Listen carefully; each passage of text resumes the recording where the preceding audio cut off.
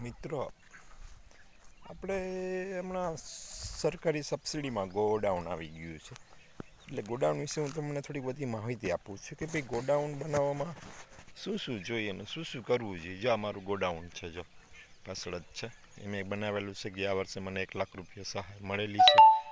અને એમાં હું તમને એ કહેવા માગું છું કે ગોડાઉન બનાવવામાં શું તકેદારી રાખવી જોઈએ એ હું તમને આજે સમજાવું છું. કારણ કે હું આ પ્રોસેસમાંથી બહાર આવી ગયો છે. સૌથી પહેલાં તમારે ગોડાઉનનું ફોર્મ ઓનલાઈન ભરી દેવાનું છે. પછી ગોડાઉનની સાઇઝ કેટલી રાખવી, તો ગોડાઉનની સાઇઝ ઓછામાં ઓછી 330 મીટર હોવી જોઈએ. 330 ફૂટ હોવી જોઈએ, સોરી મીટરની.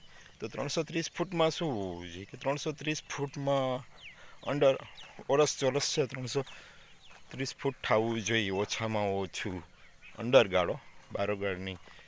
તો પહેલાં તમારે ઓછામાં એટલે 17x20નું ગોડાઉન બનાવવાનું. 17x20નું ગોડાઉન બનાવશો એટલે 340 ફૂટ થશે. એટલે આપણે છે ને 350 ફૂટનો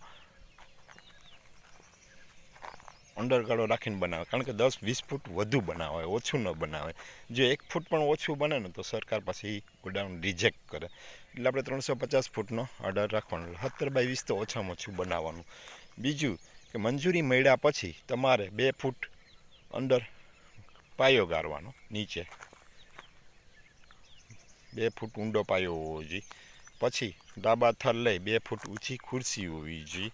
પછી ખુરશી ઉપર કોપિંગ ભરવાનું છે. એ કોપિંગ સહિત 2 ફૂટ થવું જોઈએ. પછી તમારે મંજૂરી મળી જાય પછી એ ચણતર કામ ચાલુ કરી દેવાનું હોય છે. અને 150 દિવસમાં એ ગોડાઉન પૂરું કરવાનું હોય છે. અને ઊંચાઈ નળિયા હોય, જો તમે નળિયાવાળું આમ બનાવો છો તો નળિયામાં જો મારો હાથ ઊંચો છે ત્યાં 12 ફૂટ થવું જોઈએ, ને નીચો હાથ છે ત્યાં 10 ફૂટ થવું જોઈએ. એ જ રીતે સિમેન્ટના પતરાવાળું બનાવો તો એમાં ઉપલો ભાગ છે જે ઊંચો મોભ, એની ઊંચાઈ 12 ફૂટ હોવી જોઈએ અને નીચે 10 ફૂટ હોવી જોઈએ.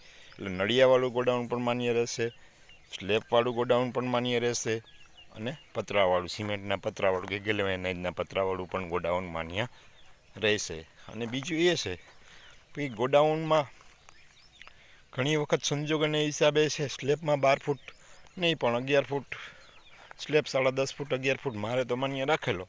પણ એ વસ્તુ છે કે ક્યારેક માન્ય રહે છે સ્લેબમાં, બીજા ઉમાં નથી માન્ય રાખતું.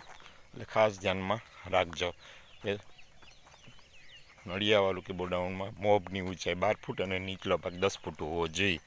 પછી બારી ઓછામાં ઓછી 1 બારી હોય, વધુ તો વધુ 2-3 બારી તમે રાખી શકો. એ જ રીતે બારણું 1 હોય, વધુમાં વધુ 1 ઓછું બારણું, વધુમાં વધુ 2 બારણા પણ રાખી શકો.